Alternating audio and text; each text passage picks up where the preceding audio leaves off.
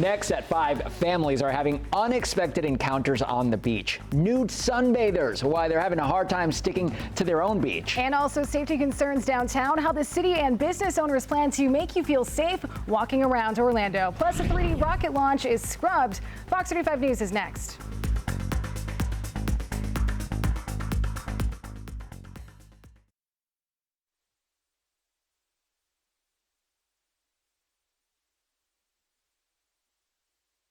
Mic check, check, check, check.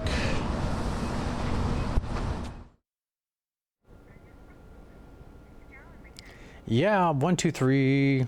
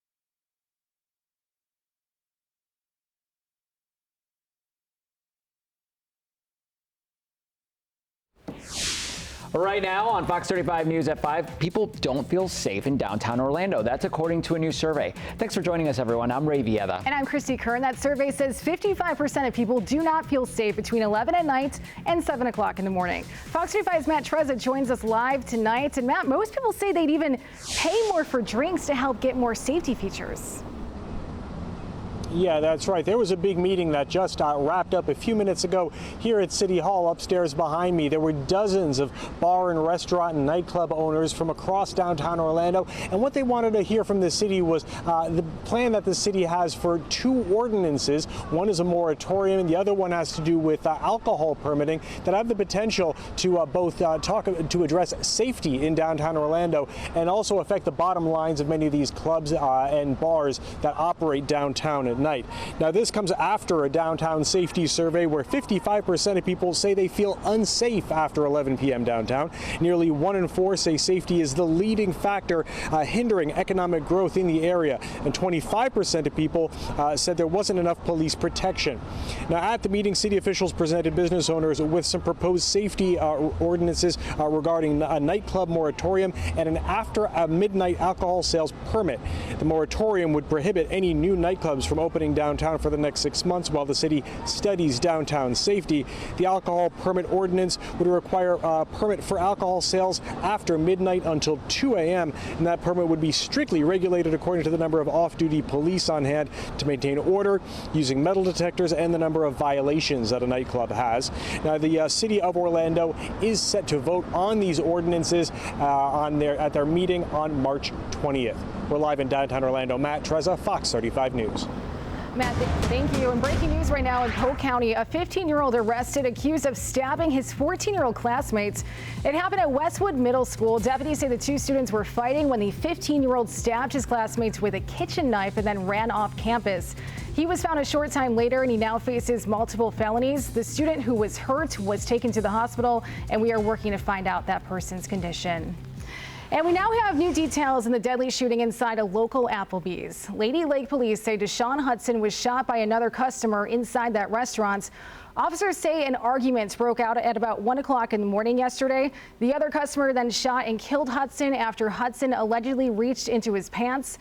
The shooter has a concealed weapons permit, and so far, no charges have been filed. Developing tonight, Jewel is going to cut a big check to Orange County Public Schools. It's part of a national settlement. The district is getting $5.4 million. Fox 35's Dave Puglisi is live in Orlando tonight. And Dave, where's that money going to? Well, Ray, first this lawsuit has to do with how Jewel marketed their product to teens. And now Orange County wants to make sure that money is going back to their students by trying to protect them from e-cigs.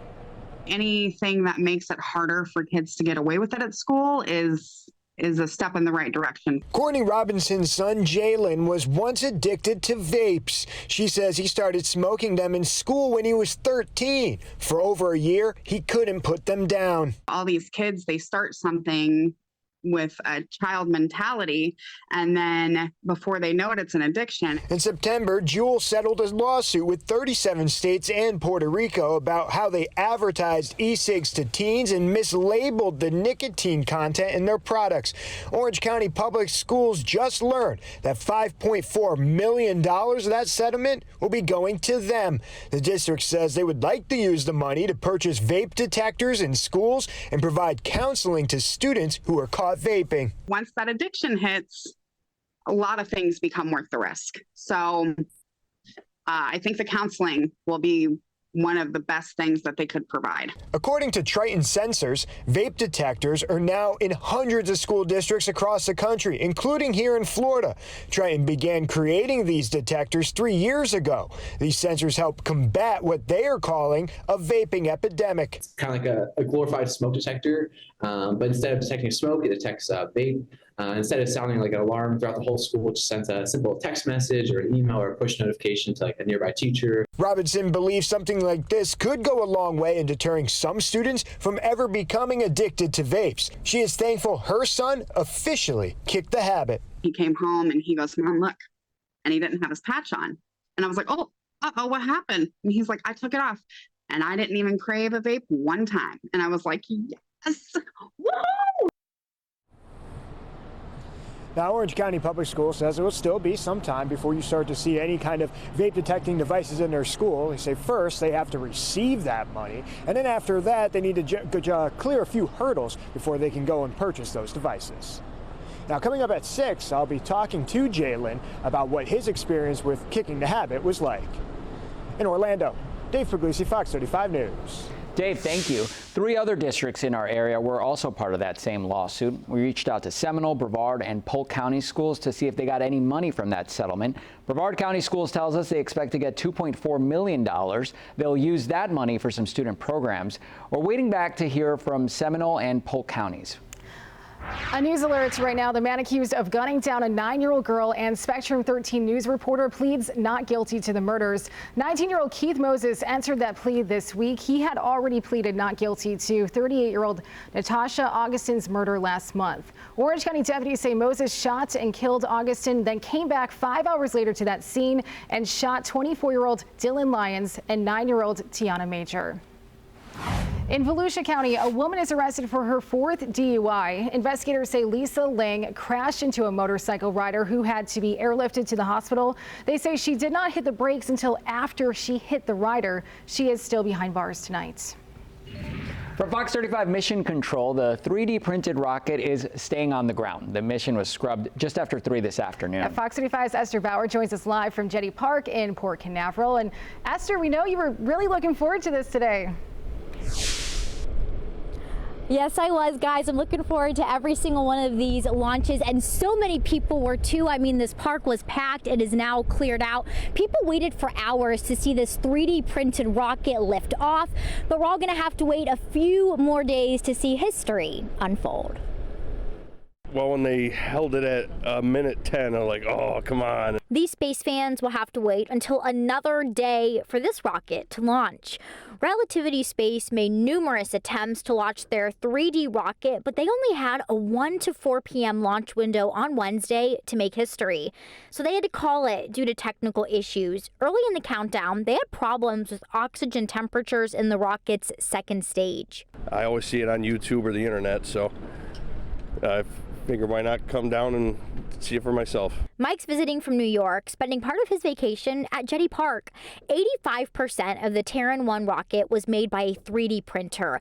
Relativity Space says they're using this cutting-edge technology to speed up manufacturing and take the aerospace industry to new levels. A 3D rocket this large, 110 feet tall, that's going to go up as a test run for the first time ever. How can you not be here and see that? The setback is more of a schedule change for fans who say they'll be here when history is made. I'm waiting to see when they're going to set the next date, and I will be here.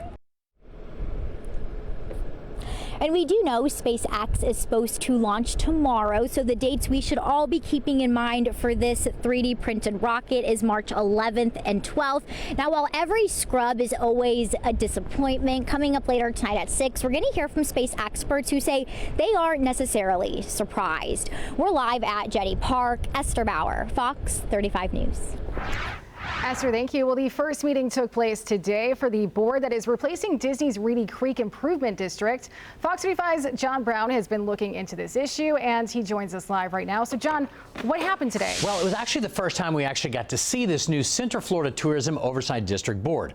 Several suggestions were made by the board, but it's mostly just a meet the public kind of event. Now, it's a bit ironic since most people probably had no idea what Reedy Creek was until a few months ago when Disney found themselves in the middle of a fight with the governor. Well, that controversy all began when Disney spoke out about the so-called Don't Say Gay bill. So the governor took aim at Disney's special governing district that was signed into law way back in 1967. You see, Disney was one of the only places in the state that was allowed to self-govern.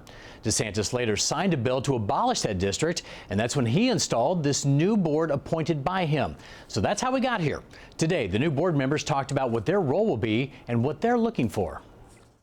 All of us want to right any wrongs and celebrate the first responders, the hard work, and really lead as a district. And also, as far as just the other aspects of concerns that we have been brought forward, I just want to make sure that you know that they're listened to loud and clear, and that we're about business and onward we go.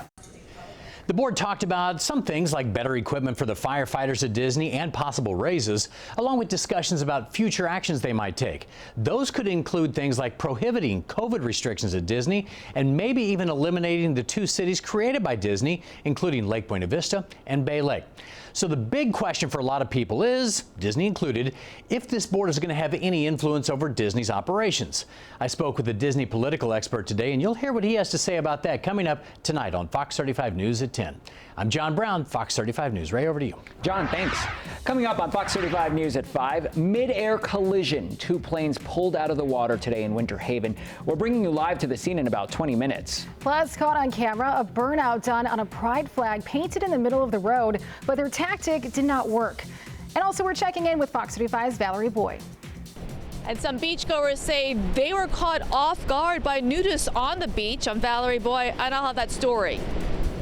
Well, we're peeling off the layers of our forecast, looking ahead to our spring break week with a cold front making its way into the region. That'll have you putting on extra clothes. I've got your forecast to follow. Stay with us.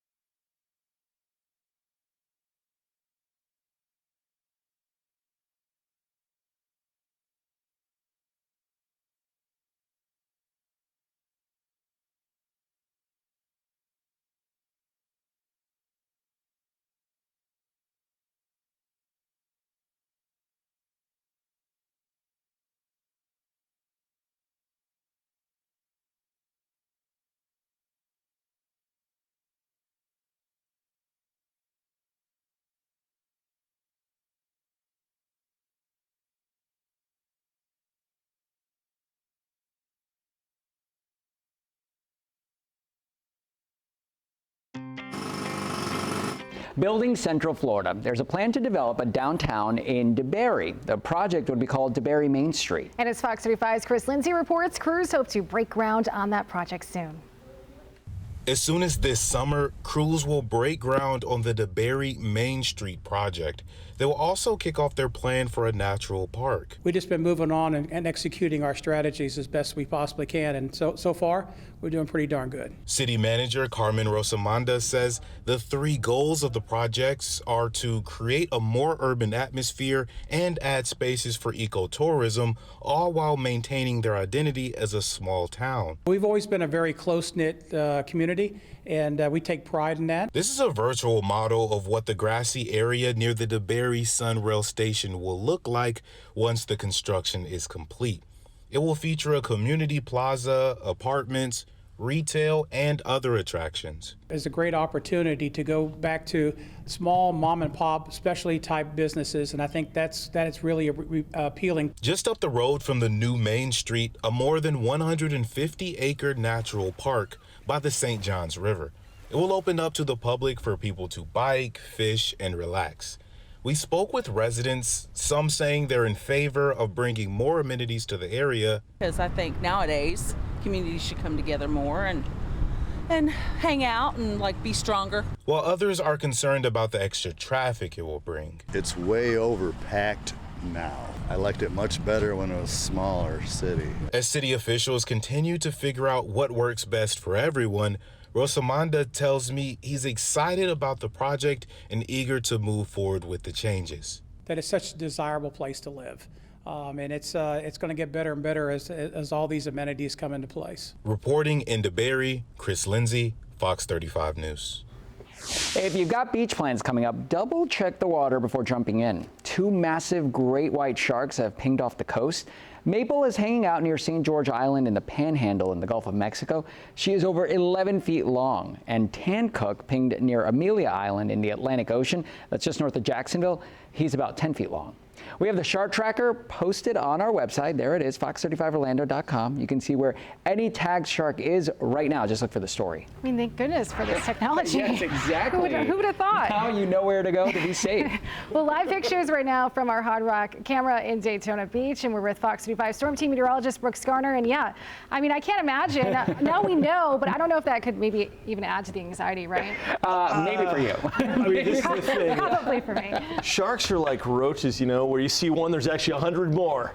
So I thought you were going to go deep with that one, but no. But no. Not as deep as shallow. Not as deep as shallow like the water by the sand. Yes, that's right. I like, which was where I will be, knowing there's a great white off of Florida's coastline. Hey, tomorrow's a school day, and it is going to be a little cooler at the bus stop, so make sure you have a sweatshirt with you. 60 degrees. We're going to warm up to 80, though, during the afternoon. Beautiful day tomorrow. A nice rest of this work week, and as we head into the weekend, next week is spring break for the local students, and it is going to be a big change for us. Much cooler weather on the way for next week after a couple of showers Friday, then again on Monday. Now, one big story today, we've been talking about this, the launch that got scrubbed. We've got another one tomorrow. Here's a live view from our Launch Credit Union Port Canaveral camp. It's hazy, but this is Launch Pad 40, and that's the site of tomorrow's SpaceX launch, the Falcon 9, which will probably launch around 2:13 in the afternoon. 95% chance for a go, sending up some satellites, 40 of them actually. It's amazing, isn't it, to send 40 satellites on such a small-looking payload, if you will, at least compared to the rocket size, but I know it's a big space, but it's just kind of amazing to see how technology's changed over the decades. 40 satellites going up. Anyway, the other big story, the temperature change. It's cooler outside today, but pleasant. It's not cold. That said, some spots are 15 to 16 degrees colder right now than they were yesterday at this time, and that's mostly for the beaches. Daytona right now 71, Palm Coast 66, in Orlando 77, Winter Haven 80. We were in the low 80s today in Orlando. It was beautiful, despite the wind gust, about 20 miles per hour. Definitely a fresh spring feel. Listen, we've got months of heat and humidity to endure, so no rush in that, right? We've been having some serious heat considering the time of the year. This cold front's now pushed almost all the way across Florida. It's moving through the Keys right now, and it actually goes all the way down to the Antilles, which is kind of rare for a front this late in the season to make it all the way down to the Caribbean, but indeed it is doing so, and it's producing a big swell for the ocean as well. That said, we are going to enjoy a comfortable air mass with high pressure, essentially controlling our forecast through the weekend before big changes next week. That is an Arctic blast for the Northeast, and we're going to be on the southern edge of that. Not cold enough to call it Arctic air, but cold enough to call it jacket weather, at least in the mornings, with 40s and 50s at night and 60s for highs for at least part of next week before the warmer weather returns. So for our spring break forecast, well, in one sense or another, the heat continues, but it will certainly be interrupted by that cool weather for the middle of next week. Warming, though, into the 80s for the end of next week, so at least part of spring break will be okay. It's just going to be a couple of days in the middle. As the front moves through, though, Sunday night into the day Monday, there will be thunderstorms, and that's our next significant rain chance and the most significant chance we've had of rain in a couple of weeks. Don't forget, Sunday morning, we spring ahead for the start of daylight saving time, and we look forward to 7:30 p.m. sunsets. But look at those temperatures, guys. Huge change from 81 on Monday to just 68 degrees on Tuesday. And by Wednesday morning, it'll be in the 40s. So not quite pool and beach weather. But again, at the end of next week, things are going to warm up just like they are here. So that's something to look forward to. Always looking forward to it, Brooksy. Thank you. All right, Brooks, thanks. Still ahead on Fox 35 News, a flight attendant attacked what investigators say he used to try and stab them with. And all new at 6, 2 kids left inside hot cars in less than a week. We'll hear from experts on how to help families avoid these tragedies. And we want to remind you to keep it on Fox 35 all night. A new round of The Masked Singer starts at 8 o'clock, followed by the premiere of the new dating show everyone is talking about, including Brooks and his wife.